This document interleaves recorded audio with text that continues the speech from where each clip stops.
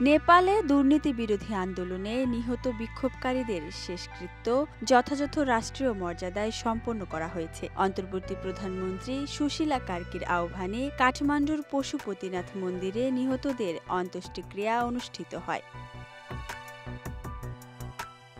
মঙ্গলবার ত্রিভুবন বিশ্ববিদ্যালয় হাসপাতাল থেকে শুরু হয় শবযাত্রা। পথে হাজারো মানুষ কফিনবন্দি প্রিয়জনদের এই অন্তিম যাত্রায় অংশ নেন। শেষমেশ পশুপতিনাথ মন্দিরে রাষ্ট্রীয় সম্মানেই তাদের শেষকৃত্য সম্পন্ন হয়।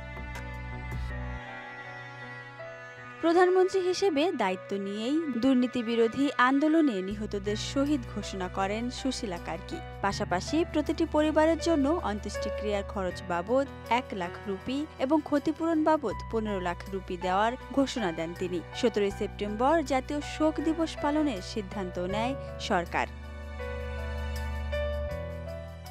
স্থানীয় গণমাধ্যমগুলোর সূত্র মতে সেপ্টেম্বরের ৮ ও ৯ তারিখে হওয়া বিক্ষোভে প্রাণ হারিয়েছেন অন্তত ৭২ জন, আহত হয়েছেন আরও ১৩ শতাধিক মানুষ। সহিংসতার দায় নিয়ে পদত্যাগ করেন তৎকালীন প্রধানমন্ত্রী কেপি শর্মা ওলি। আর অন্তর্বর্তী প্রধানমন্ত্রীর দায়িত্ব নেন সাবেক প্রধান বিচারপতি সুশীলা কার্কি।